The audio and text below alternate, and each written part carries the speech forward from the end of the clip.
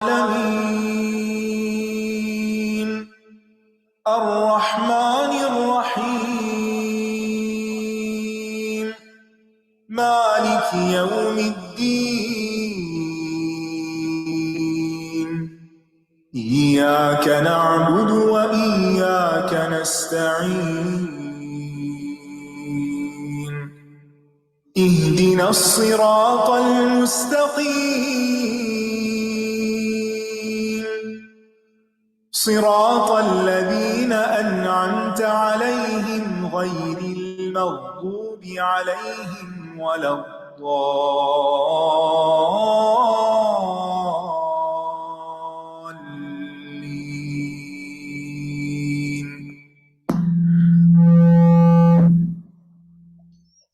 السلام علیکم ورحمۃ اللہ وبرکاتہ۔ کیا حال ہے سب کا؟ تھکاوٹ اتر گئی؟ نحمده ونصلی علی رسولہ الکریم، اما بعد فاعوذ باللہ من الشیطان الرجیم، بسم اللہ الرحمن الرحیم، رب اشرح لی صدری ویسر لی امری واحلل عقدۃ من لسانی یفقہوا قولی۔ الحمد للہ الواحد الاحد الفرد الصمد الذي لم يلد ولم يولد ولم يكن له كفوا احد، لا الہ الا اللہ وحدہ لا شریک لہ، لہ فی ملکہ لا شریک لہ فی ملکہ وسلطانہ، ولا مثل لہ فی اسمائہ وصفاتہ وبرہ واحسانہ۔ ہر قسم کی حمد اللہ کے لیے ہے جو واحد اور یکتا ہے، جو اکیلا اور بے نیاز ہے، جس نے نہ کسی کو جنم دیا اور نہ اس کو کسی نے جنم دیا، اور کوئی اس کی برابری کرنے والا نہیں ہے۔ اللہ کے سوا کوئی معبود برحق نہیں ہے، وہ اکیلا ہے، اس کی بادشاہت اور اس کی سلطنت میں کوئی اس کا شریک نہیں ہے، اور اس کے اسماء اور اس کی صفات میں اور اس کے احسانات میں کوئی اس کا ہم مثل نہیں ہے، کوئی اس کا ہم پلہ نہیں ہے۔ قل لئن اجتمعت الإنس والجن على أن يأتوا بمثل هذا القرآن لا يأتون بمثله ولو كان بعضهم لبعض ظهيرا۔ کہہ دیجئے اگر تمام انسان اور جن اس بات پر جمع ہو جائیں کہ وہ اس قرآن کی مانند کچھ اور لے آئیں تو وہ اس جیسا نہ لا سکیں گے، اگرچہ ان میں سے بعض کے مددگار بن جائیں۔ ہم پڑھ رہے تھے 5واں باب علم نزول القرآن۔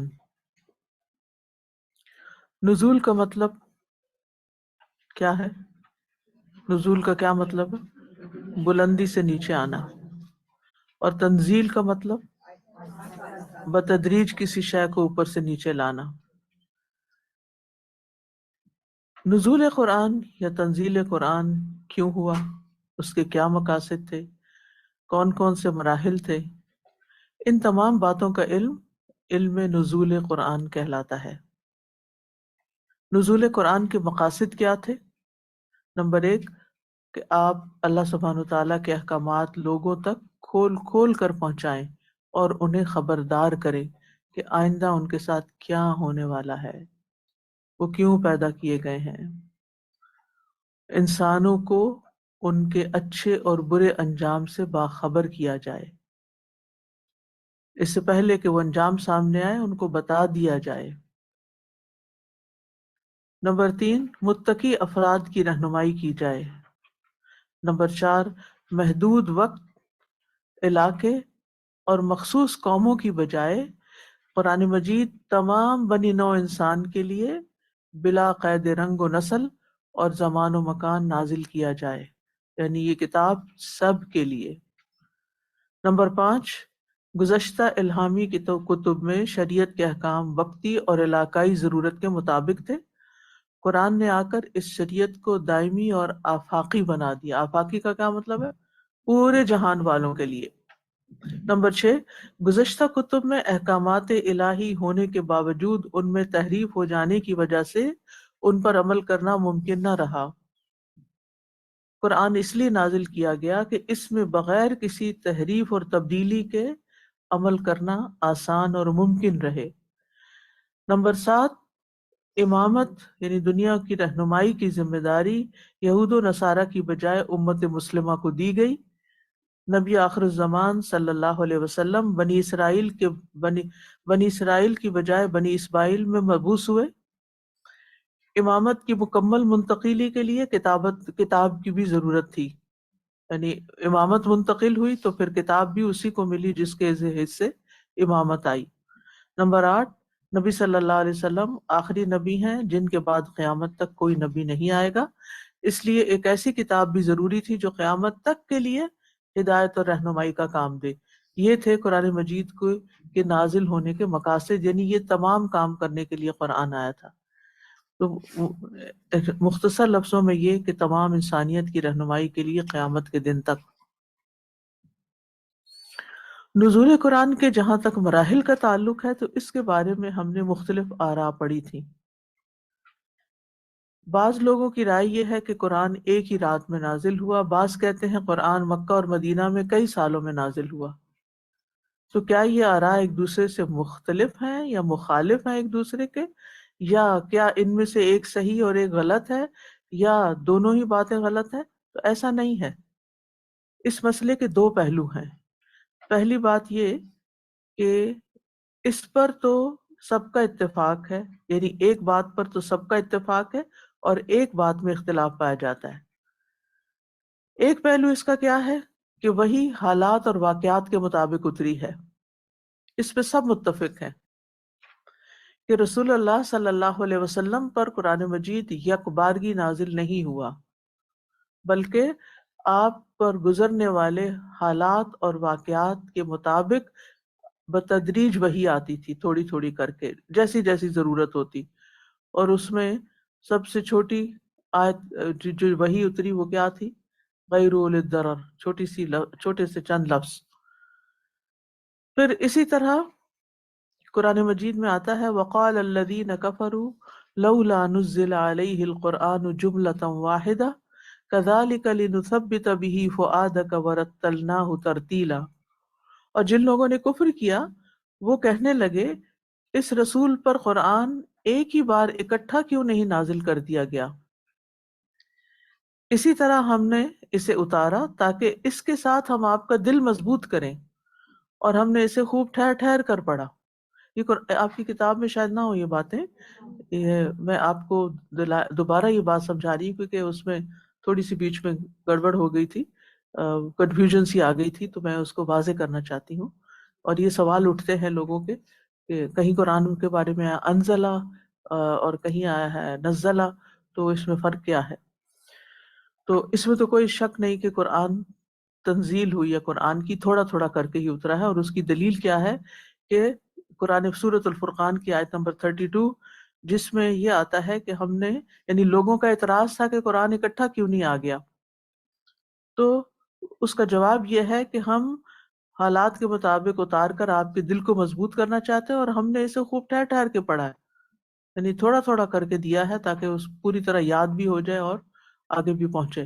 اور پھر سورۃ الاسراء کی آیت اور بھی بہت واضح ہے وَقُرْآنًا فَرَقْنَاهُ لِتَقْرَأَهُ عَلَى النَّاسِ عَلَى مُكْثٍ وَنَزَّلْنَاهُ تَنزِيلًا، اور قرآن کو ہم نے جدا جدا کر کے نازل کیا تاکہ آپ اسے لوگوں پر ٹھہر ٹھہر کر پڑھیں، اور ہم نے اسے تھوڑا تھوڑا کر کے نازل کیا۔ یہ تو خود قرآن بتا رہا ہے کہ کس طرح نازل ہوا ہے، عَلَى مُكْثٍ وَنَزَّلْنَاهُ تَنزِيلًا، ٹھیک ہے۔ اور حدیث سے کیا دلیل ملتی ہے؟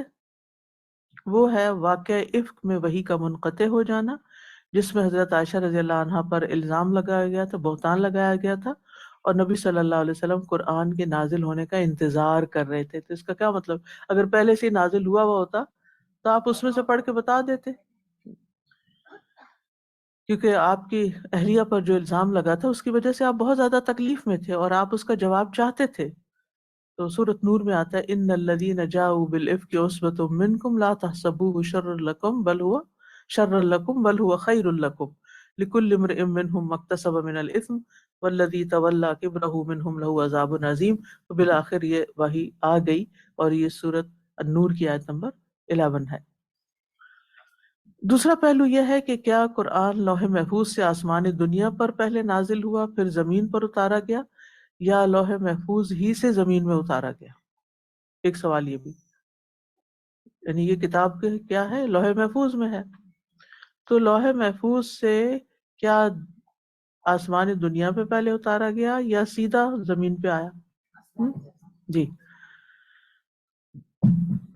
یعنی کیا یہ پہلے آسمان دنیا پر نازل ہوا اور پھر جدا جدا تھوڑا تھوڑا کر کے نازل ہوتا رہا، یا قرآن ایک ہی بار نازل ہوا یعنی آسمان دنیا کے بجائے ایک ہی بار سیدھا زمین پہ آیا اور واقعات کے مطابق بتدریج اترا؟ اس میں اختلاف ہے.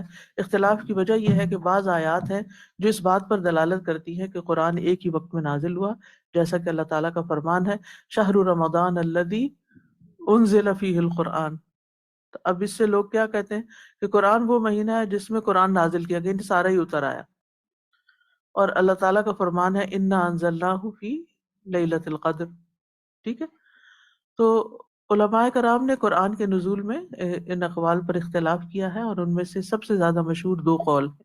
نمبر ایک، قرآن ایک ہی بار لوح محفوظ سے لیلۃ القدر میں آسمان دنیا پہ نازل ہوا تھا. ٹھیک ہے، یہ مشہور بات ہے. اور پھر وہاں سے یعنی کہ لیلۃ القدر میں ایک دفعہ ہی نازل ہو گیا اور اس کے بعد تھوڑا تھوڑا کر کے 23 سال میں نازل ہوا. ابن عباس اللہ سبحانہ وتعالیٰ کے اس قول کے بارے میں کہتے ہیں انا انزلناہ فی لیلۃ القدر کے بارے میں کہ قرآن لیلۃ القدر کی رات کو ایک ہی دفعہ نازل ہوا اور اللہ نے قرآن کو اپنے پیغمبر پر تھوڑا تھوڑا کر کے ایک دوسرے کے پیچھے نازل کیا. ٹھیک، اچھا. اسی طرح قرآن کو نازل کرنا قرآن کی کرامت اور اس کے عظیم مرتبے کو اوپر والی دنیا میں عالم علوی میں ظاہر کرنا مقصود تھا. یعنی لوح محفوظ سے جب آسمان دنیا پہ لایا گیا اور جس جگہ پہ اتارا گیا اس کو بیت العزت کہا گیا، تو یہ دراصل قرآن کو عزت دینا یہاں مقصود تھا، اس لیے یہ اہتمام کیا گیا. ٹھیک ہے. بدر الدین زرکشی کہتے ہیں اگر یہ کہا جائے کہ آسمان پر ایک ہی مرتبہ اس کے نازل کرنے کا راز کیا ہے تو اس میں قرآن پاک کے مرتبے کی عظمت ہے اور جس ہستی پر نازل ہوا ان کی عظمت ہے. اور یہ اس طرح کہ ساتوں آسمانوں کے رہائشیوں کو یہ اعلان کیا گیا کہ یہ آسمانوں سے نازل کی جانے والی کتابوں میں سے آخری کتاب ہے اور خاتم المرسلین اور سب سے اشرف امت پر نازل کی گئی ہے. یعنی ایسا کیوں کیا گیا؟ سوال یہ پیدا ہوتا ہے نا کہ اگر اتارا گیا یہ اخبارگی اور پھر وہ آسمان دنیا تک ہی اتار دیا گیا اور بیت العزت میں اتار دیا گیا تو ایسا کیوں کیا گیا؟ تو ایک ہی لفظ میں جواب ہے کہ قرآن پاک کی عظمت کی خاطر، کہ آسمان والوں کو بھی اس کی اہمیت اور عظمت کا علم ہو. ٹھیک. اور جہاں تک اس بات کا تعلق ہے تو کہ لیلۃ القدر کو اتارا گیا تو سارا بیک وقت نہیں اتارا گیا. یعنی ابتدا، دوسری بات یہ کہ اس کی ابتدا لیلۃ القدر کو ہوئی تھی. ٹھیک ہے، یعنی یہ جو آتا ہے نا انا انزلناہ فی لیلۃ القدر، تو اس سے مراد یہ نہیں کہ سارا اتار دیا گیا بلکہ اس سے مراد اتارنا شروع ہوا. اور رہا یہ مسئلہ کہ جبریل علیہ السلام کس طرح وحی لے کر اترتے تھے، تو اس میں کوئی شک نہیں کہ جبریل علیہ السلام براہ راست اللہ سبحانہ تعالیٰ سے سنتے تھے اور پھر لا کر نبی صلی اللہ علیہ وسلم کے دل پر اتارتے تھے. اور پھر جب آپ پر اتارتے تھے تو آپ کے کان اس وحی کو سنتے تھے اور آپ کا دل اس کو حفظ کر لیتا تھا. اور اسی کے بارے میں آتا ہے وَإِنَّكَ لَتُلَقَّى الْقُرْآنَ مِن لَّدُنْ حَكِيمٍ عَلِيمٍ. تو یہ تلقی ہوئی ہے. تلقی کیا ہوتی ہے؟ کہیں سے پڑھ کے لکھ کے لے آنا، یعنی بیت العزت سے وہ پڑھ کے لکھ کے لے آتے تھے؟ نہیں، تلقی ہوتی ہے یعنی فَتَلَقَّى آدَمُ مِن رَّبِّهِ كَلِمَاتٍ. یہ پڑھ چکے ہیں نا آپ؟ تو آدم علیہ السلام نے کیا کیا تھا؟ اپنے رب سے کچھ کلمات سیکھے. تو وہ کہیں سے لکھے ہوئے ملے تھے ان کو؟ نہیں، اللہ تعالیٰ نے براہ راست ان کو سکھائے تھے. ٹھیک ہے. اب تلقی ہوتی ہے جیسے استاد آپ کو جیسے سکھاتا ہے نا، یعنی کہلواتا ہے، پھر آپ اس کو کہتے ہیں، تو یہ تلقی کا عمل ہوتا ہے، براہ راست لینے کا. ٹھیک ہے.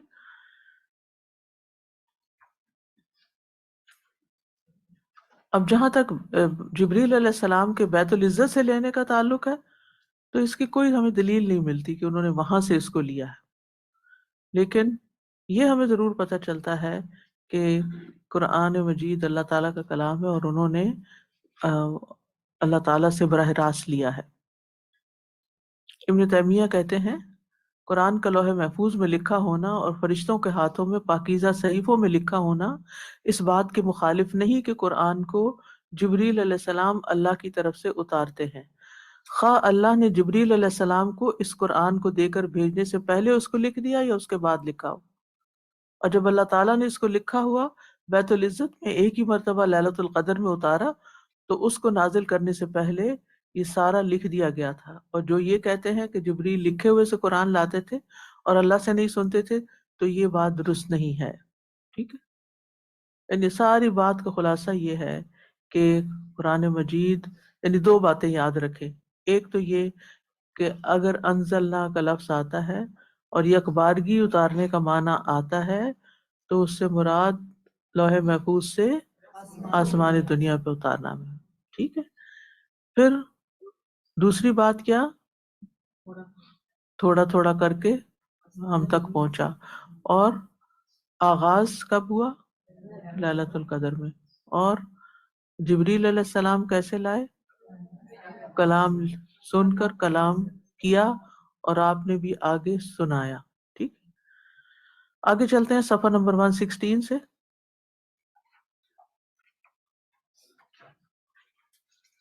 نمبر 6، گزشتہ انبیاء کے حالات. گزشتہ انبیاء نے دعوت و تبلیغ کی راہ میں جو مشکلات اٹھائیں، ان کے واقعات بیان کر کے بھی نبی اکرم صلی اللہ علیہ وسلم کے دل کو مضبوط کیا جاتا. فاصبر کما صبر اولو العزم من الرسل، پس آپ صبر کیجئے جیسا کہ اولو العزم رسولوں نے صبر کیا. ان اقوام کا انجام بھی یاد دلایا جاتا جو اپنے انبیاء کو جھٹلانے کے بعد قہر الہی کا شکار ہو کر تباہ و برباد ہو گئیں، اور یہ بھی بتایا جاتا کہ اللہ کا طریقہ یہی رہا ہے. وَكُلًّا نَقُصُّ عَلَيْكَ مِنْ أَنْبَاءِ الرُّسُلِ مَا نُثَبِّتُ بِهِ فُؤَادَكَ، اور یہ سب کچھ ہم آپ پر رسولوں کی خبروں میں سے بیان کر رہے ہیں تاکہ اس کے ذریعے آپ کے دل کو جما دیں. ٹھیک ہے. یعنی آہستہ آہستہ یہ جو ساری دلائل دیے جا رہے ہیں وہ کیا ہیں کہ نبی صلی اللہ علیہ وسلم پر بتدریج قرآن کیوں نازل ہوا، تھوڑا تھوڑا کر کے کیوں نازل ہوا. تو گزشتہ انبیاء کے حالات کیوں اتارے گئے آپ پر؟ تاکہ آپ کے دل کو تسلی ہو. وہ واقعات جو تھے گزشتہ انبیاء کے، وہ بھی اگر آپ دیکھیں تو موسیٰ علیہ السلام کا واقعہ کتنی دفعہ آتا ہے، ہر سپارے میں آتا ہے. رحمۃ اللہ. اس کی کیا وجہ ہے کہ موسیٰ علیہ السلام کا واقعہ اتنا زیادہ آتا ہے؟ مماثلت کس چیز کی ہے؟ غور کیجئے نا. نہیں نہیں، وہ پہلی امت تو تھی، لیکن یہ ہے کہ بنی اسرائیل تو پہلے سے ہی مسلمان تھی نا. ٹھیک ہے. یہ وجہ نہیں ہے. وجہ یہ ہے کہ موسیٰ علیہ السلام کا مقابلہ کس سے تھا؟ فرعون سے. فرعون کون تھا؟ بہت سرکش متکبر. آپ کا مقابلہ کس سے تھا؟ ابو جہل سے. ابو جہل کو آپ نے کیا فرمایا تھا کہ وہ اس امت کا فرعون ہے. ٹھیک ہے نا، اس کا تکبر اور اس کی سرکشی کی وجہ سے. اور ان لوگوں نے آپ کا جینا محال کر رکھا تھا، حتیٰ کہ آپ کو مکہ سے نکلنا پڑا. تو آپ کا مقابلہ بھی انتہائی سرکش قسم کے سرداروں سے تھا، ابو لہب سے، ابو جہل سے، اور پھر عتبہ اور شیبہ اور یہ جو سب لوگ تھے، ان سب نے آپ کو بہت ستایا ہوا تھا. تو جس کی وجہ سے آپ پریشان بھی ہوتے تھے اور آپ کے لیے کام کرنا بہت مشکل ہو گیا تھا. تو آپ کو بار بار وہ واقعات سنا کر تسلی دی جاتی تھی کہ بالآخر کامیابی کس کی ہوئی؟ موسیٰ علیہ السلام کی. اللہ نے کس طرح انتظام کیا اور ان کو وہاں سے نکال لیا. تو اللہ تعالیٰ آپ کی بھی مدد کرے گا. ٹھیک ہے.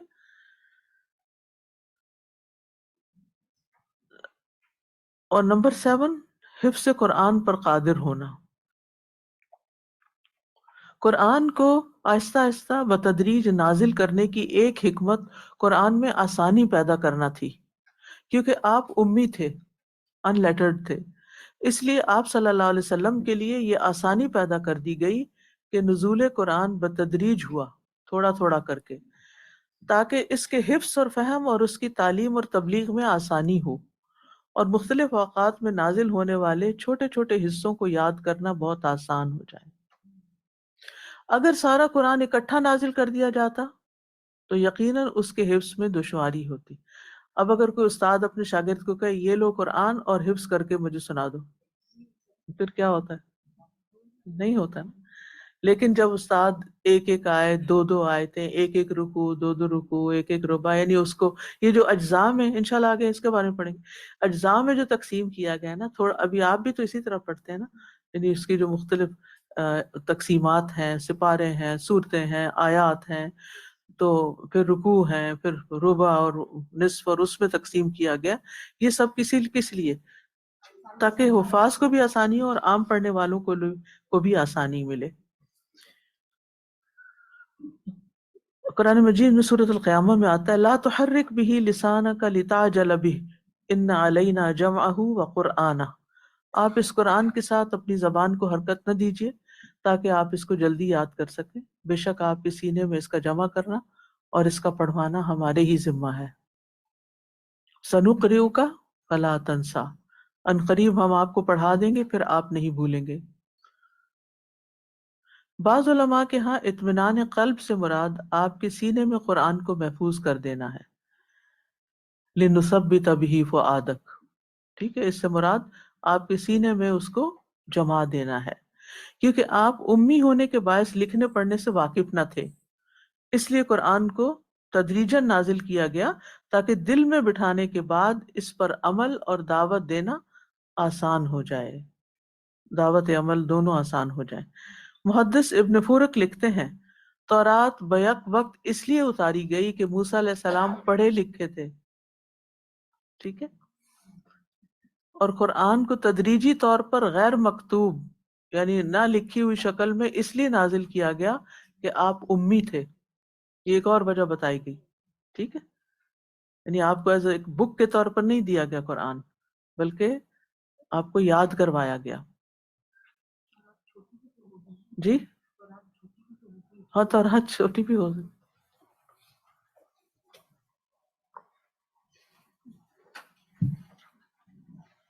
نمبر 8، احکام شریعت میں تدریج۔ عرب اپنی بری عادات اور اخلاق اور غیر انسانی کاموں میں اتنا آگے بڑھ چکے تھے اور اس قدر پختہ ہو چکے تھے کہ انہیں ایک دم سے روکنا ممکن نہ تھا۔ شرک جیسی عظیم گمراہی میں اہل عرب مبتلا تھے، آخرت کے بارے میں ان کا عقیدہ انتہائی گمراہ کن تھا۔ ان کا خیال تھا کہ اگر اللہ تعالیٰ نے بالفرض ان کے اعمال کے بارے میں ان سے جواب طلب کیا تو ان کے بنائے ہوئے شریک انہیں سزا سے بچا لیں گے۔ آج مسلمانوں کا کیا حال ہے؟ ان کا کیا عقیدہ ہے؟ خدا جو پکڑے، سنا ہوا یہ شعر، خدا جو پکڑے چھڑا لے محمد، محمد کا پکڑا چھڑا کوئی نہیں سکتا۔ تو اس قسم کی باتیں کرتے ہیں، اللہ رحم کرے ہمارے ہی مسلمان، کہ اگر اللہ تعالیٰ نے پکڑا تو محمد صلی اللہ علیہ وسلم ہے نا وہ چھڑا لیں۔ اس لیے آپ دیکھیں عمومی طور پر لوگوں کے ہاں اللہ تعالیٰ کی شان میں تعریف اور حمد اور مدح کم ملے گی، نعتیں زیادہ ملے گی۔ اللہ تعالیٰ کو خوش کرنے سے زیادہ وہ محمد صلی اللہ علیہ وسلم کو خوش کرنے کی کوشش کرتے ہیں تاکہ ہمیں چھڑا لیں اور ہم اپنی خواہشات کے مطابق ہی زندگی بسر کریں، حلال کریں، حرام کریں، گناہ کریں، ثواب کریں، بس ہمیں کوئی چھڑانے والا ہونا چاہیے۔ تو عربوں کے ہاں بھی یہی تھا، وہ کیا کہتے تھے بتوں کی پوجا ہم کیوں کرتے ہیں؟ یا ما نعبدہم الا لیقربونا الی اللہ زلفی، اللہ تعالیٰ تو بہت بڑی چیز ہے، ہم تو وہاں تک نہیں پہنچ سکتے، تو ہم ان بتوں کی سیوا اس لیے کرتے ہیں تاکہ یہ ہمیں اللہ کے قریب کر دیں۔ تو اس طرح یا اس سے ملتے جلتے کانسیپٹ جو ہے نا وہ ہمارے اندر نہیں ہونے چاہیے۔ ہم میں سے ہر شخص اپنے عمل کا خود ذمہ دار ہے اور اس کو اللہ تعالیٰ کے سامنے جا کے جواب دینا ہوگا۔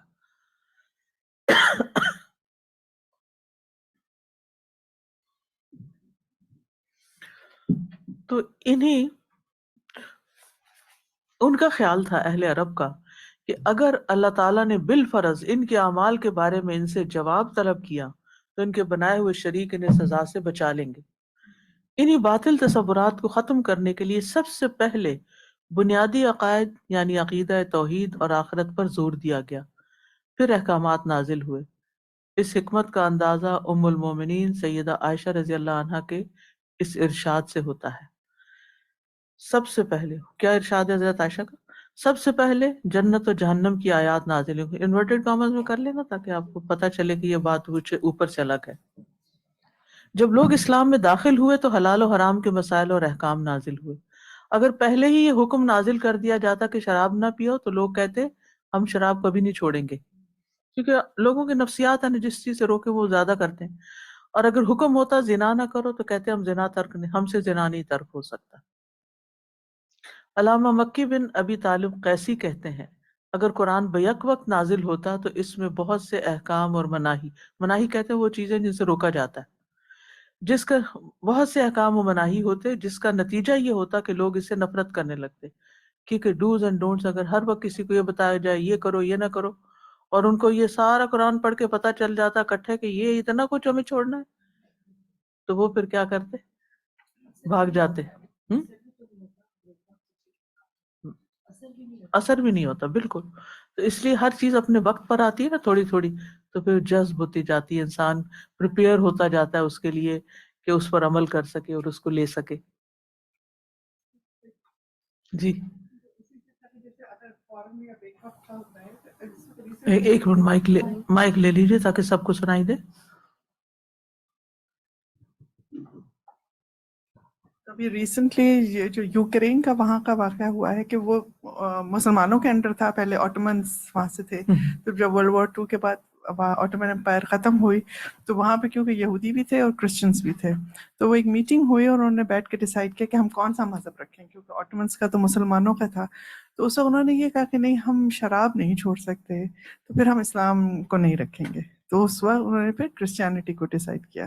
یہ باقاعدہ بتایا گیا ابھی جب سے وار جی یہ میں شروع نے بھی ہوئی ہے۔ پڑھا ہوا کہیں کہ کسی اسکالر کو شاید بلایا گیا اور اس سے پوچھا گیا کہ اگر ہم مسلمان ہو جائیں تو پھر ہمیں کیا کیا کرنا ہوگا، تو ان کا شراب چھوڑنی ہوگی، زنا چھوڑنا ہوگا، یہ چھوڑنا ہوگا، وہ چھوڑنا، تو انہوں نے کہا کہ یہ تو ہم نہیں چھوڑ سکتے۔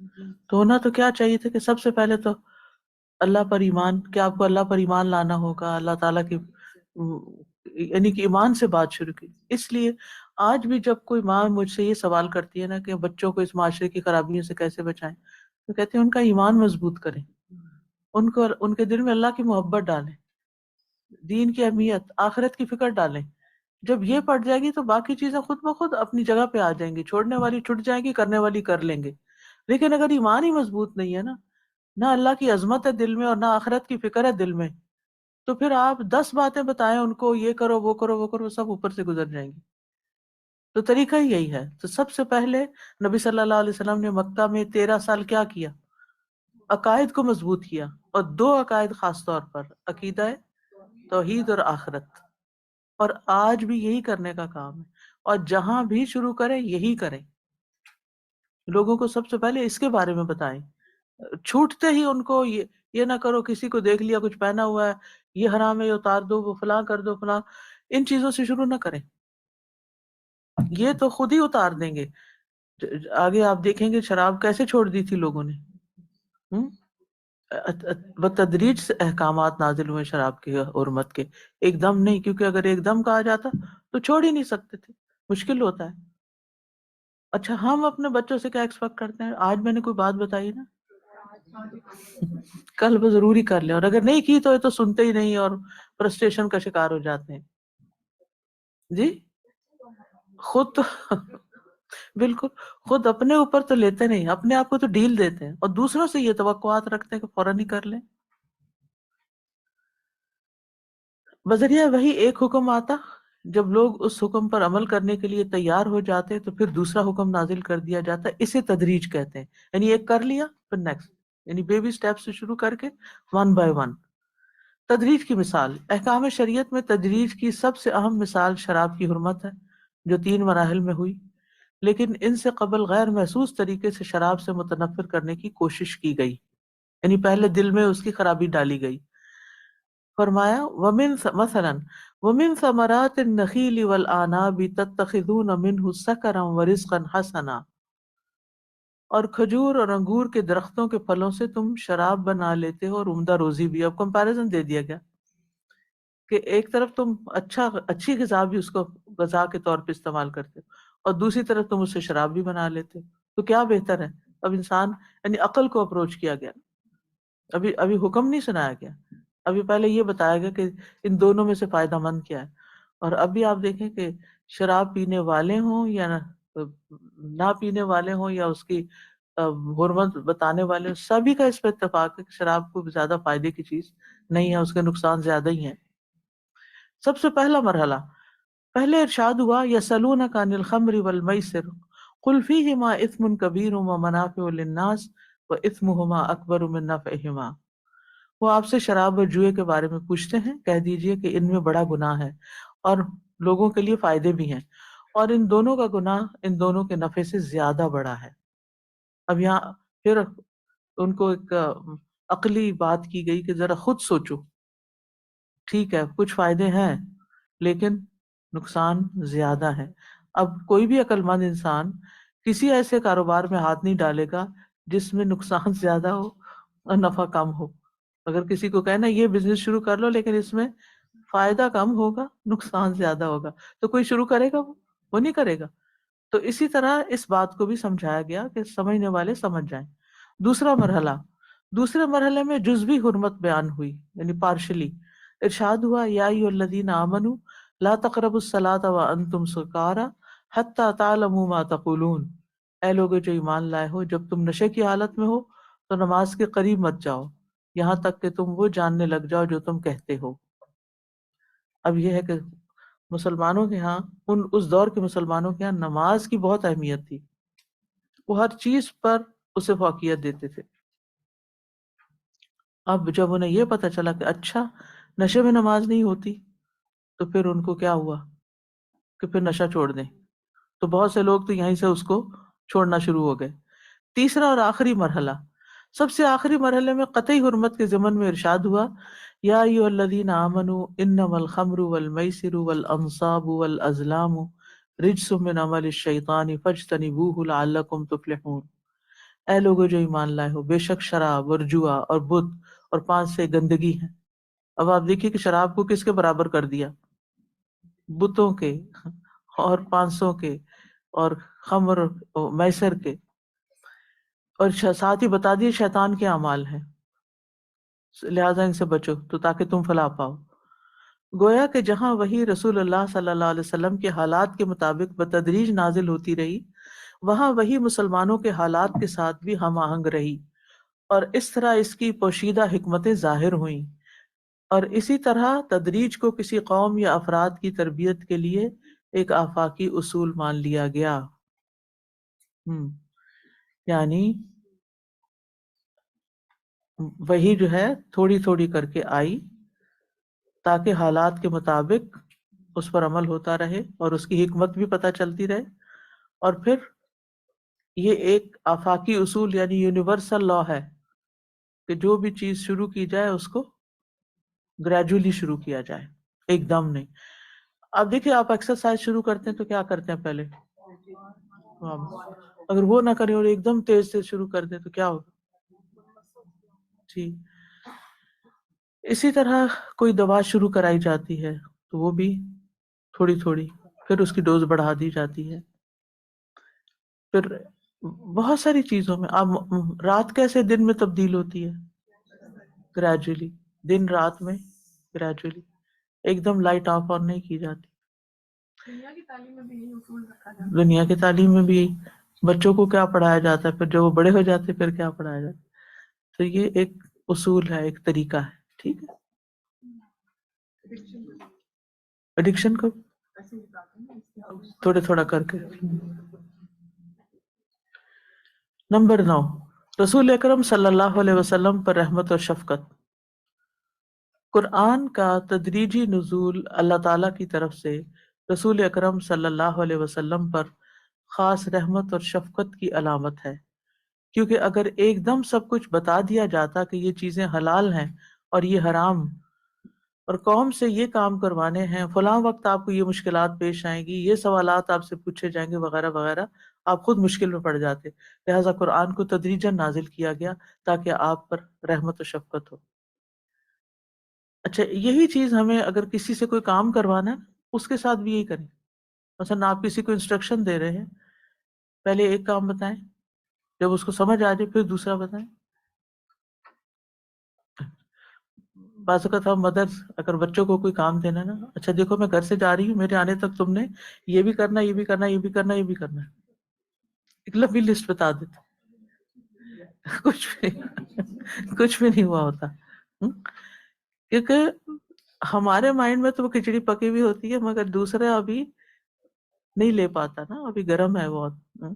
تو ہم سمجھتے ہیں کہ یا بعض اوقات ہماری جو ذہنی صلاحیت ہوتی ہے وہ کچھ اور ہوتی ہے اور بچوں کی کچھ اور ہوتی ہے، سامنے والے کی کچھ اور ہوتی ہے.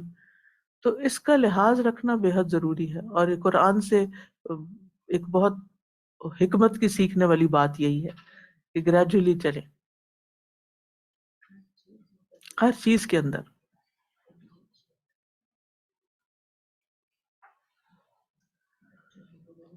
طٰہٰ ما انزلنا علیک القرآن لتشقیٰ، طٰہٰ ہم نے یہ قرآن آپ پر اس لیے نازل نہیں کیا کہ آپ مشکل میں پڑ جائیں. یعنی نبی صلی اللہ علیہ وسلم کو مشقت میں نہیں ڈالا گیا کہ وہ آپ سے ہو ہی نہ. اور جب کسی کو بھی یہ پتا ہوتا ہے نا اتنے سارے کام کرنے ہیں تو پھر انسان کی ہمت کم ہونے لگتی ہے. آسیہ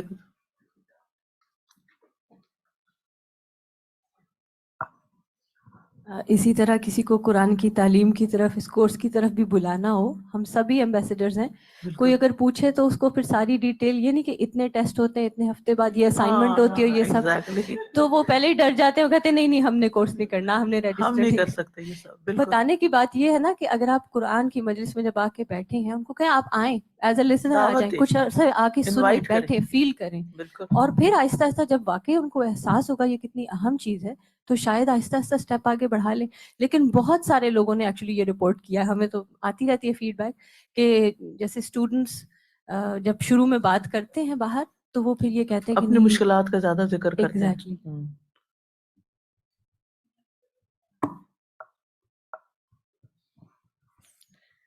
یہ جو اپنی مشکلات، یعنی کہ چاہے یہ مشکلات ہوں یا کوئی اور مشکلات ہوں،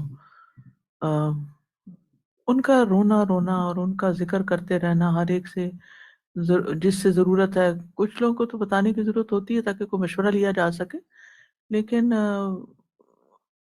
ایسے ہی ہر ایک کے سامنے ذکر کر کے اور بعض اوقات irrelevant لوگوں کے سامنے ذکر کر کے تو ہم اپنی ہی قدر کھوتے ہیں، فائدہ کچھ نہیں ہوتا. آج میں نے صبح ایک اتنی خوبصورت بات پڑھی تھی، لیکن وہ مجھے نظر نہیں آ رہی کہیں، جو اسی تدریج سے متعلق تھی. اور ہاں، اپنی مشکلات کا ذکر صرف اللہ سبحانہ وتعالیٰ سے کرنا اور اس پر توکل کرنا، اس پر بھروسہ کرنا، اس کی طرف رجوع کرنا اور اس سے کثرت سے دعائیں مانگنا، یہ کس طرح انسان کو اجر میں بھی آگے بڑھاتا ہے اور مسائل کے حل کرنے میں بھی آسانی پیدا ہوتی ہے. جب ہم بہت زیادہ ذکر ادھر ادھر کرتے ہیں نا تو 10 طرح کے مشورے مل جاتے ہیں اور پھر کوئی بھی کسی مشورے پر بھی ہم عمل کرنے کے قابل نہیں ہوتے اور ایک کنفیوژن کا شکار ہو جاتے ہیں. وہ تو اجر کے اعتبار سے ٹھیک کسی وقت دیکھوں گی میں تو میں انشاءاللہ آپ کو. جی مجھے خیال آ رہا تھا استاذہ جی، ہم یہ تدریج والا لیسن ساری کائنات ہمیں دے رہی ہے. اب دیکھیں کہ پودوں پہ جب پتے آنے لگتے ہیں اب اس موسم کے بعد، تو کیسے سلولی گریجولی کس کومپل سے لے کے آگے وہ گرو کر رہے ہوتے ہیں. بیبی جب فارم ہوتا ہے تو it takes 9 months for the baby to be formed and delivered. بعض اوقات کچھ چیزوں میں ہوتا ہے کہ بس جلدی سے یہ ہو جائے، فوراً ہو جائے. تو اللہ تعالیٰ چاہتے تو ہم سب انسانوں کو آدم علیہ السلام کی طرح پیدا کر کے زمین پہ اتار دیتے، لیکن جو یہاں آنے کا سلسلہ ایک رکھا گیا تو اس میں بھی کیسی کیسی حکمتیں تھیں. اس کتاب میں بھی تدریج اس کتاب میں تو بہت ہی تدریج ہے، ابھی آگے چلے نا آپ.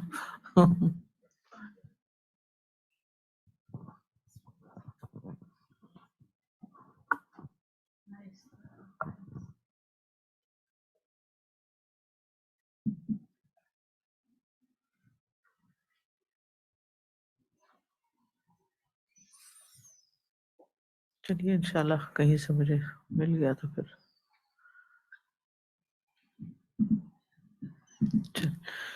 پھر مشکلات اور ان کا حل.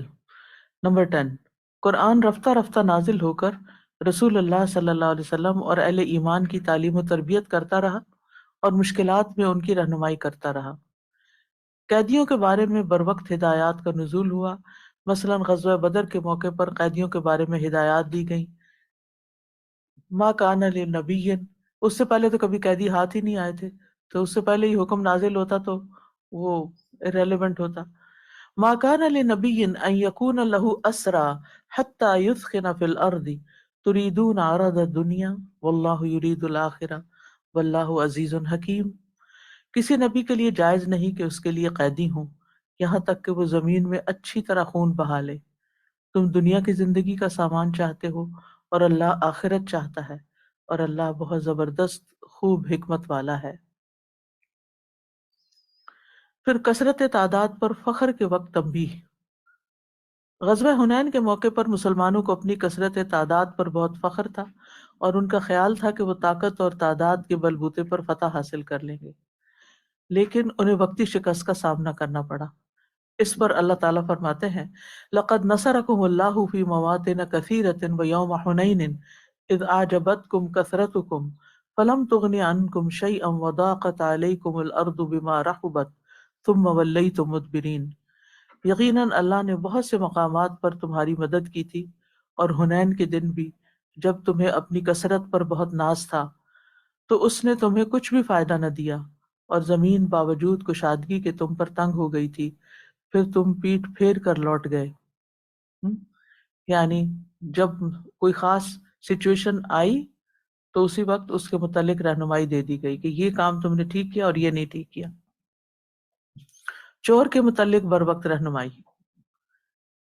عہد نبی میں ایک منافق نے زرہ چوری کر کے ایک یہودی کے گھر چھپا دی اور اس پر چوری کا الزام لگا دیا، یعنی یہودی پہ چوری کا الزام لگا دیا. قریب تھا کہ نبی اکرم صلی اللہ علیہ وسلم یہودی کے خلاف فیصلہ دے دیتے، لیکن بروقت اللہ تعالیٰ نے آپ کی رہنمائی کی اور حقیقت حال سے آگاہ کر دیا. یہ آپ واقعہ پڑھ چکے ہیں نا سورۃ النساء میں. وَلَوْلَا فَضْلُ اللَّهِ عَلَيْكَ وَرَحْمَتُهُ لَهَمَّتْ طَائِفَةٌ مِّنْهُمْ أَن يُضِلُّوكَ وَمَا يُضِلُّونَ إِلَّا أَنفُسَهُمْ وَمَا يَضُرُّونَكَ مِنْ شَيْءٍ وَأَنزَلَ اللَّهُ عَلَيْكَ الْكِتَابَ وَالْحِكْمَةَ وَعَلَّمَكَ مَا لَمْ تَكُنْ تَعْلَمُ وَكَانَ فَضْلُ اللَّهِ عَلَيْكَ عَظِيمًا. اے نبی، اگر آپ پر اللہ کا فضل اور رحمت نہ ہوتی تو ان میں سے ایک گروہ نے آپ کو گمراہ کرنے کا ارادہ کر لیا تھا. اب وہ سچویشن پیش آئی، اس کے متعلق آپ کو رہنمائی دے دی گئی، حالانکہ وہ اپنے آپ کو گمراہ کر رہے تھے اور وہ آپ کو کچھ بھی نقصان نہ پہنچا سکتے تھے. اللہ نے آپ پر کتاب اور حکمت نازل کی اور آپ کو وہ سکھایا جو آپ جانتے نہ تھے، اور آپ پر اللہ کا بہت بڑا فضل ہے. اب یہ جو علم آپ پڑھ رہے ہیں، اس کے مطابق جب آپ قرآن مجید کو پڑھیں گے تو آپ کو غور و فکر اور تدبر کا موقع ملے گا کہ اچھا یہ آیت اس طرح کیوں نازل ہوئی، یہ واقعہ اس موقع پہ کیوں نازل ہوا، اس کی کیا حکمت تھی. تو قرآن مجید کے نزول کی حکمتیں معلوم کرنا جو ہے یہ ایک دلچسپ عمل ہوتا ہے. اس سے اور زیادہ انسان کے اندر ایک شرح صدر آتا ہے اور خوشی پیدا ہوتی ہے. نبی صلی اللہ علیہ وسلم کو دنیاوی معاملات میں بروقت تنبیہ بھی کی گئی. نبی اکرم صلی اللہ علیہ وسلم بہترین صفات کے حامل ہونے کے باوجود ایک انسان بھی تھے. کچھ دنیاوی معاملات میں آپ سے غلطی ہونے کا امکان بہرحال موجود تھا. آپ صلی اللہ علیہ وسلم کے اعلیٰ اور عرفہ مقام کی وجہ سے چھوٹے چھوٹے قصور کو بھی نظر انداز نہیں کیا جا سکتا تھا، لہٰذا فوراً آپ کو تنبیہ کر دی جاتی. مثلا نبی اکرم صلی اللہ علیہ وسلم نے اپنے اوپر شہد کو حرام کر لیا تھا، جس پر اللہ تعالیٰ نے یہ آیت نازل کی یا ایھا النبی لم تحرم ما احل اللہ لک. اے نبی، آپ نے وہ حرام کیوں کیا جو اللہ نے آپ کے لیے حلال کیا تھا. اب اگر یہ آیت پورا قرآن کٹھا دے دیا جاتا اور اس میں یہ صورت ہوتی اور آپ کو پتہ نہ ہو، آپ سمجھتے میں نے کیا حرام کیا ہے، یا پھر سوچتے رہتے پتہ نہیں کیا ہو جائے گا اور اس کے بارے میں مجھے یہ تنبیہ کی جائے گی. تو مطلب کتنی واضح دلائل ہے نا یہ ساری چیزیں کہ قرآن ایک دم نہیں آیا بلکہ وقت کے ساتھ ساتھ. اچھا وہاں تو یہ سب ہوا ہی تھا، کیا آپ کو محسوس نہیں ہوتا کہ جو مسائل آپ کی زندگی میں چل رہے ہوتے ہیں وہی آیات آ جاتی ہیں؟ وہ ایسے لگتا ہے جیسے پہلے سے کوئی پلاننگ کی گئی ہے. وہی مسئلہ وہی مسئلہ یعنی وہ اسی طرح کی آیات آ جاتی ہیں، ان سے وہی رہنمائی مل جاتی. تو یہ قیامت تک کے لیے ایک رہنما کتاب ہے، اور اسی لیے تھوڑا تھوڑا کر کے پڑھنا ضروری ہے. ایک دم سے پورا ختم کر دینا یا اسی لیے 3 دن سے کم میں پڑھنے کی تلاوت کی بھی اجازت نہیں ہے. اور یہ جو شبینے اور ایک رات میں ختم کر کے پھر فارغ ہو کے بیٹھ جاتے ہیں، ابھی مجھے سمجھ نہیں آتی ایک رات میں ختم کیوں کرنا ہے، کس بات کی جلدی ہے. ایک دفعہ نبی اکرم صلی اللہ ایک اور واقعہ ہے کہ ایک دفعہ نبی اکرم صلی اللہ علیہ وسلم سرداران قریش کو اسلام کی دعوت دے رہے تھے. صحابی ام مکتوم رضی اللہ عنہ تشریف لائے جو نابینا تھے.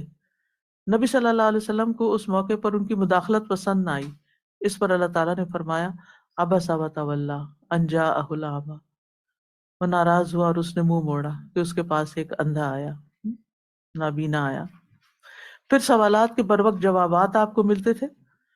کفار و یہود نبی اکرم صلی اللہ علیہ وسلم کی رسالت کے سچا ہونے کا امتحان لینے کی غرض سے آپ سے وقتاً فوقتاً سوالات پوچھتے رہتے تھے، جن کا تعلق کبھی ماضی، کبھی حال اور کبھی مستقبل سے ہوتا تھا، جن کا جواب دینا وحی کے بغیر ممکن نہیں تھا. مثلاً انہوں نے سوال کیا روح کے بارے میں بتائیے وہ کیا ہے. چند نوجوانوں کا کیا ہوا جو کچھ عرصے کے لیے گم ہو گئے تھے. وہ کون تھا جو زمین کے مشرق و مغرب میں پہنچ گیا. خاندان یعقوب کس طرح مصر پہنچا. یعنی یہ اس طرح کے امتحان لیتے تھے نبی صلی اللہ علیہ وسلم سے کہ پتہ چلے کہ واقعی آپ سچے نبی ہیں. ان کا جواب مختلف صورتوں میں دے دیا گیا. یہ قصے بنی اسرائیل کی تاریخ سے متعلق تھے، عربوں کی تاریخ کے نہیں تھے، اور عربوں میں غیر معروف تھے، عربوں کو پتہ ہی نہیں تھا ان واقعات کا.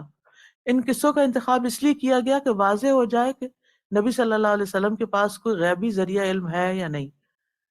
اس لیے سورۃ یوسف اور کہف نازل ہوئی. لوگ آپ کے پاس آ کر موجودات اور مشاہدات سے متعلق سوال کرتے، جن کا جواب سوال ذکر کر کے دیا جاتا.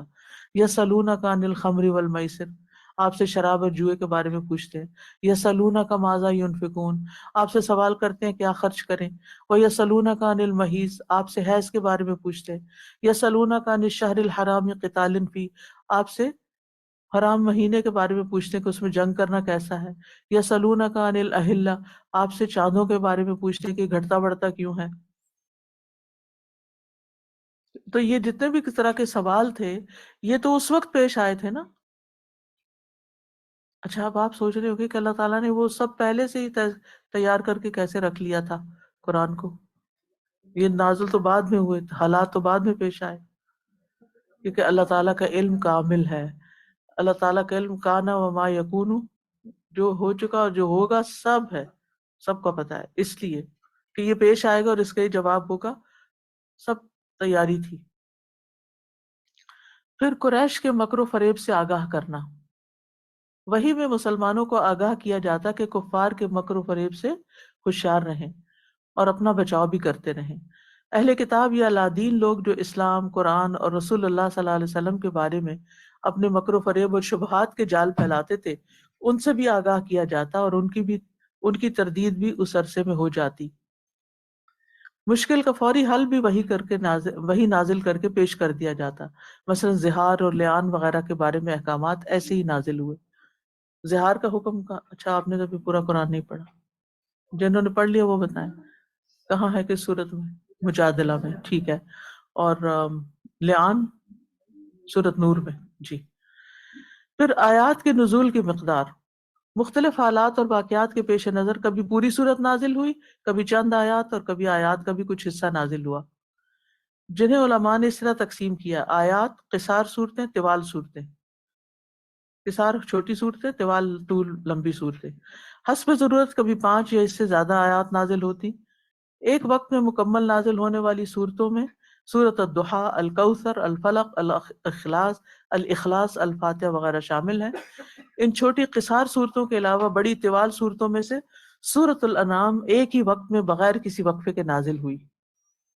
متفرق آیات میں سورت علق کی پہلی 5 آیات، سورت نور کی 10 آیات اور سورت مومنون کی پہلی 11 آیات ایک دفعہ میں نازل ہوئیں۔ بعض اوقات ایک آیت کا نزول ہوا، مثلا وَإِنْ خِفْتُمْ عَيْلَةً فَسَوْفَ يُغْنِيكُمُ اللَّهُ مِنْ فَضْلِهِ، اگر تمہیں مفلسی کا ڈر ہے تو اللہ نے چاہا تو اپنے فضل سے تمہیں دولت مند کرے گا۔ بعض اوقات ایک آیت کا کچھ حصہ بھی نازل ہوا، مثلا صرف من الفجر کے الفاظ آیت میں بعد میں نازل ہوئے، وَكُلُوا وَاشْرَبُوا حَتَّى يَتَبَيَّنَ لَكُم من الخيط الأبيض من الخيط الأسود من الفجر، تو پہلے صرف يَتَبَيَّنَ لَكُم یعنی الخيط الأبيض من الخيط الأسود تک نازل ہوا، پھر من الفجر کے الفاظ کا اضافہ کیا گیا، کیونکہ لوگوں کو اس اتنی بات تک سمجھ نہیں آ رہی تھی کہ سفید دھاری سے سیاہ دھاری الگ ہو تو اس کا مطلب کیا ہے۔ فجر کے وقت یعنی آسمان پہ روشنی نظر آ جائے۔ پھر اسی طرح لا يستوي القاعدون من المؤمنین غیر اولی الضرر والمجاہدون فی سبیل اللہ باموالہم وانفسہم، تو اس آیت میں غیر اولی الضرر کا حصہ بعد میں ایڈ ہوا۔ پھر آخری آیات کون سی تھی، اس بارے میں کوئی حتمی بات نہیں کی جا سکتی، کیونکہ علماء نے جو کچھ بھی اس سلسلے میں کہا یا لکھا ہے یہ سب ان کے اپنے اپنے علم کی بنا پر ہے۔ آخری آیت کون سی تھی، ان میں سے کوئی قول بھی رسول اللہ صلی اللہ علیہ وسلم سے مرفوعاً ثابت نہیں۔ اس کا کیا مطلب ہے مرفوعاً ثابت نہیں؟ یعنی خود آپ نے فرما کے نہیں بتایا ہمیں، رفع کا مطلب ہوتا ہے اوپر لے جانا، یعنی نبی صلی اللہ علیہ وسلم تک بات نہیں پہنچی ہوئی، بلکہ ہر ایک کی ایک اجتہادی کوشش ہے۔ یا ابن عربی کا کہنا ہے کہ یہ بھی احتمال ہے کہ روز وفات اس نے نبی کریم صلی اللہ علیہ وسلم سے وہی آیت سنی ہو جسے وہ آخری کہہ رہا ہے، یعنی نازل پہلے ہوئی تھی لیکن آپ اس کو پڑھ رہے تھے آخر میں، تو سننے والے نے کیا سنا اور اس کو نہیں پتا ہوگا تو اس نے سوچا یہ آخری ہے۔ یا جو آیات آپ پر نازل ہوئی انہیں آپ نے تلاوت فرمایا ہو،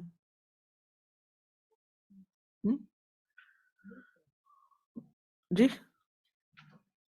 یا اس نے یہ سمجھا ہو کہ آپ کی تلاوت شدہ آخری آیت ہی آخری آیت ہے جو نازل ہوئی، یعنی جو سب سے آخر میں آپ نے وفات سے پہلے پڑھا لوگوں نے سمجھا کہ یہی سب سے آخری ہے۔ ٹھیک ہے، اب جو سوالات ہیں یہاں، نزول قرآن سے کیا مراد ہے؟ کیا مراد ہے؟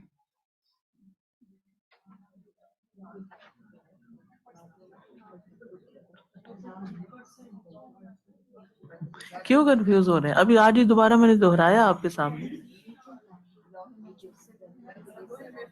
نزول قرآن سے مراد قرآن مجید کا نازل ہونا لوح محفوظ سے بیت العزت پر اور پھر جبریل علیہ السلام کے ذریعے نبی صلی اللہ علیہ وسلم کے قلب مبارک پر۔ ٹھیک ہے، ٹھیک ہے۔ نزول قرآن کے مقاصد کیا ہیں؟ کئی مقاصد ابھی آج ہی ختم ہوئے نا سارے بڑے۔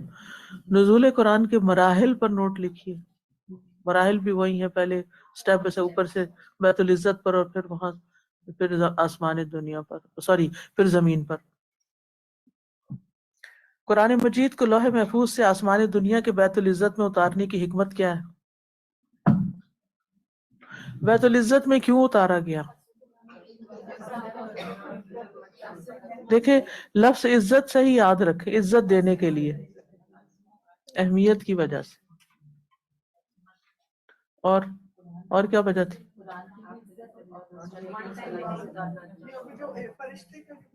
جی جی، یعنی کہ فرشتوں کو بھی بتایا جائے کہ انسانوں کے لیے یہ اتنی اہم کتاب اتاری جا رہی ہے۔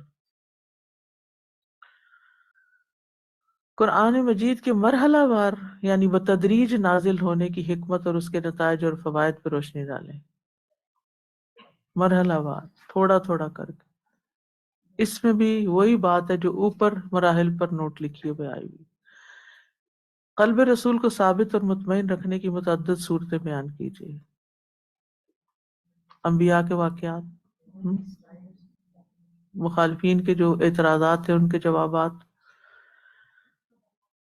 جی سوالات کے جوابات، بالکل۔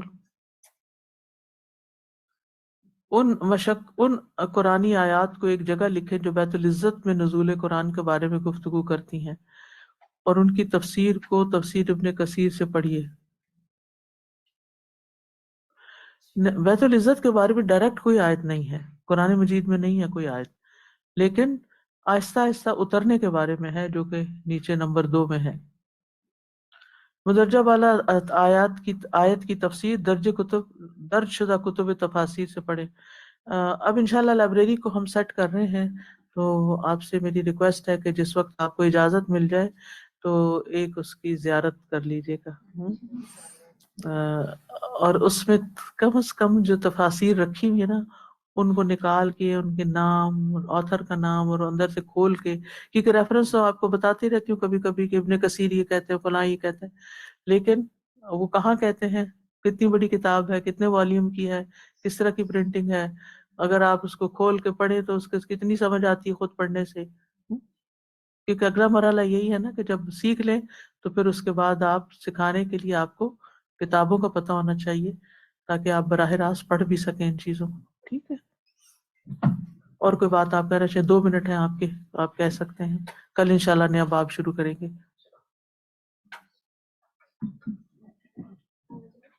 جی جی ضرور فرمائیے.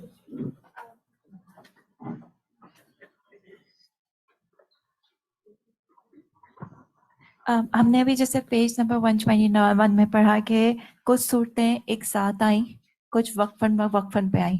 اب ہم جب قرآن پڑھ رہے ہیں تو ہمارے سامنے جیسے سورہ بقرہ ہے، سورہ آل عمران ہے، سب صورتوں کے نام ہیں.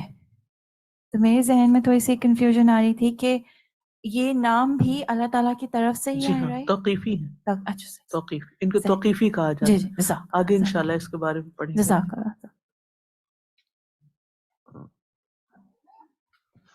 کیونکہ جب جیسے سورۃ البقرہ تو کئی مرحلوں میں نازل ہوئی ہے نا، تو اب جو آیتیں چند ایک نازل ہوتی تو آپ جو لکھنے والا ہوتا تو اس کو بتاتے تھے کہ یہ فلاں سورت کی فلاں آیت کے بعد ان کو لکھا جائے.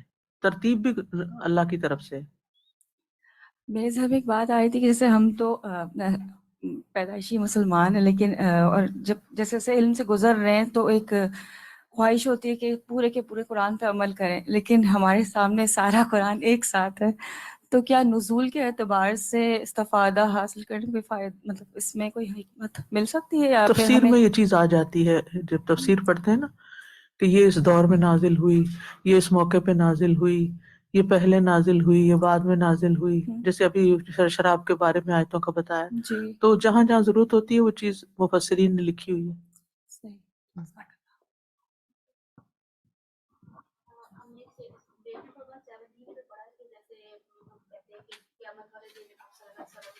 لوگ سمجھتے کہ وہ ہمیں بچا لیں گے اور ہم ان سے سفارش کروائیں گے، ایسا نہیں ہوگا. لیکن ہم نے یہ بھی پڑھا ہے کہ آپ صلی اللہ علیہ وسلم قیامت والے دن ہماری شفاعت کریں گے. بالکل تو پھر اس کریں کو ہم گے، کیسے بالکل کریں گے. تو وہ پھر انشاءاللہ کس آپ طرح سے عقیدہ پڑھیں گے نا، اس میں شفاعت کا پورا کانسیپٹ پڑھیں گے. لیکن مختصراً یہ ہے کہ شفاعت کی کئی قسمیں ہیں، ٹھیک ہے، اور اس کی کچھ کنڈیشنز بھی ہیں. ایک شفاعت کبریٰ ہے کہ آپ شفاعت کریں گے تو حساب کتاب جاری ہوگا، ٹھیک ہے. اور پھر یہ کہ آپ کی شفاعت سے کچھ لوگ جہنم سے نکالے جائیں گے، ٹھیک ہے، اور بار بار آپ جائیں گے، پھر اور نکلیں گے، پھر اور نکلیں گے. لیکن جس کے حق میں اجازت ملے گی اس کے لیے ہی شفاعت کر سکیں گے، خود سے نہیں کریں گے. کیونکہ اللہ تعالیٰ جن کے بارے میں ان سے کہے گا صرف انہی کی جی سفارش ہاں، کریں گے، وہ جی، خود سے اور نہیں. جی اصل فیصلہ اللہ ہی کا ہے. یہ آنر دیا گیا ہے نبی صلی اللہ علیہ وسلم کو. لیکن یہ عقیدہ رکھنا کہ ہم کچھ نہ کریں اور اپنی مرضیاں کریں اور پھر کوئی اور چھڑا لے گا، یہ درست نہیں. جی، یہ شراب کے متعلق 2-3-4 جگہ ابھی تک ہم پڑھ چکے ہیں. تو بینگ اے ڈینٹسٹ میں نے نوٹس کیا کہ کلینک میں جو پیشنٹ آتے ہیں جو بہت زیادہ شراب پیتے ہیں تو ان کے دانت ہاف سے زیادہ تقریباً ڈیزالو ہو چکے ہوتے ہیں. تو آئی واز سو سرپرائز کہ فرسٹ ٹائم جب میں نے دیکھا تو ایک دم میرے ذہن میں نہیں آیا کہ یہ اتنا آدھا دانت اس کا کیوں یہ ہو گیا ہے نا خراب، اندر کی سائڈ سے اسپیشلی.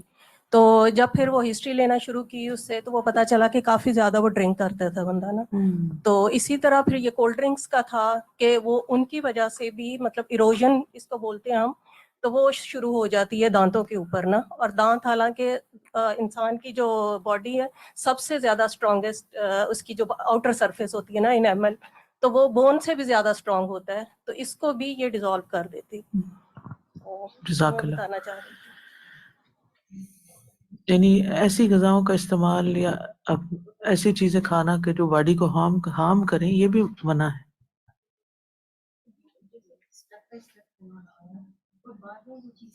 مائک دیجیے ان کو.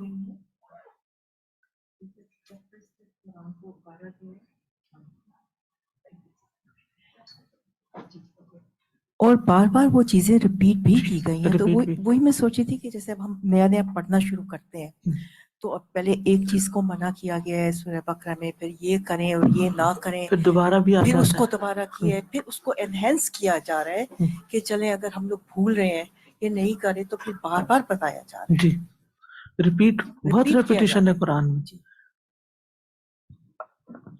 اوکے، جزاکم اللہ خیرا. سبحانک اللہم و بحمدک، اشہد ان لا الہ الا انت، استغفرک و اتوب الیک. السلام علیکم ورحمۃ اللہ وبرکاتہ.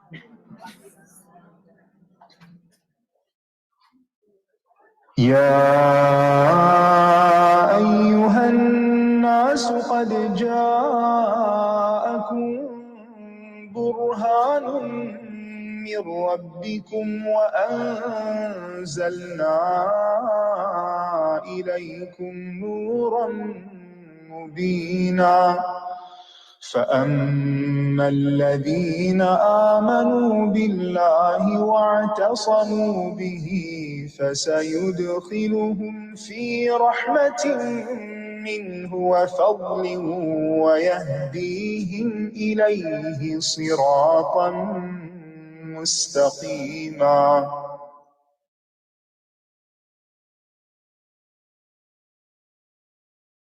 الله أكبر الله أكبر الله أكبر لا إله إلا الله والله أكبر الله أكبر ولله الحمد الله أكبر الله أكبر الله أكبر لا إله إلا الله والله أكبر الله أكبر ولله الحمد.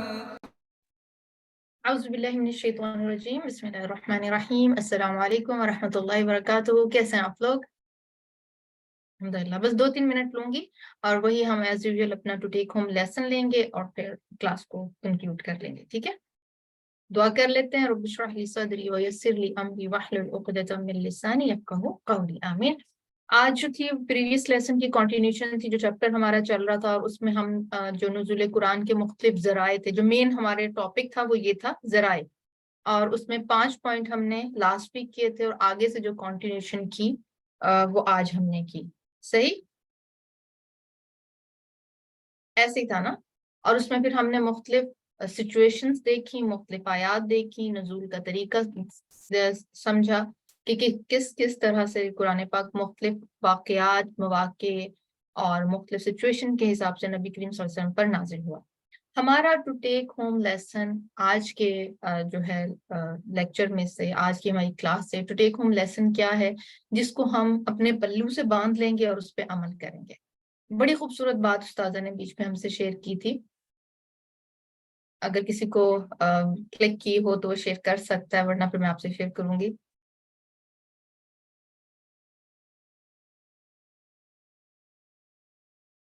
نیگیٹیوٹی جو ہے اس کو نہیں پھیلانا، نیگیٹو بات نہیں کرنی. کسی بھی چیز کے حوالے سے کوئی نیگیٹو بات ہم نے نہیں کرنی، چاہے وہ ہماری کلاس ہے، ہمارا لرننگ پروسیس ہے، اور چاہے ہم نے کسی کو کوئی اور چیز بتانی ہے، تو ہم نے نیگیٹو سے سٹارٹ نہیں کرنا، خاص طور پہ دین کے معاملے میں. مثال کے طور پہ آپ کی یہ کلاس ہے، کبھی کبھی ہم تھوڑا سا فرسٹریٹ ہو جاتے ہیں، ٹائم جب اوپر نیچے ہوتا ہے نا. اچھا، اب آپ سے اگر کوئی پوچھے ہاؤ واز یور کلاس، آپ کی کلاس کیسی تھی یا آپ کا کورس کیسا جا رہا ہے، تو آپ کیا کہیں گے؟ ٹھیک ہے، بس ٹائم زیادہ لگا دیتے ہیں، اینڈ پہ جو ریکیپ کراتی ہوں بہت کھینچ دیتی ہیں، ضرورت نہیں ہوتی اس کی. یا مجھے سمجھ میں نہیں آ رہا، اردو بہت مشکل ہے، کتاب تو ہے نہیں ہے تو اسے پڑھنے کا کیا فائدہ، میں اس کو دیکھ نہیں پاتی، میں کر نہیں پاتی، اس طرح کی باتیں کیا کرتی ہیں؟ ڈسکریج کرتی ہیں دوسروں کو، ہے نا. ہم نے ڈسکریج نہیں کرنا. یہی طریقہ ہمیں قرآن سیکھتے اور سکھاتے ہوئے رکھنا ہے. اور جو آج مجھے بہت اسٹرائک کر رہی تھی بات بار بار، کہ ہم ایک دفعہ ڈپلوما لیتے ہیں یا سرٹیفکیٹ کورس لیتے ہیں قرآن کا، اور 2 سال میں 4 سال میں we went through the whole Quran and تفسیر، اور ہم کہتے ہیں ہم نے، پھر اس کو بعد ہم اس کو اپنے اوپر وہ کر لیتے ہیں ہم نے تو قرآن پڑھ لیا. حالانکہ آپ دیکھیں جو تدریج کا اصول ہے قرآن پاک کا، کتنے سال میں نازل ہوا؟ 23 ایئرس. علماء کی جو رائے ہے، جو بس کو اللہ عالم بالصواب، تو کیا وہ ایک دفعہ سیکھنے سے وہ تدریج ہماری سچویشنز کے حساب سے پوری ہو جاتی ہے؟ بلکہ اس کو ہمیں بار بار کرتے رہنا چاہیے، سیکھتے رہنا چاہیے، سکھاتے رہنا چاہیے. اور ہر سچویشن کے حساب سے پھر آپ کو اس میں جواب ملتا ہے، ہر سچویشن کے حساب سے آپ کو کلوز ملتے ہیں، ہے نا. یہ ایسی چیز نہیں ہے جس کو ہم دنیا کی ڈگریوں کی طرح لے کے رکھ دیں.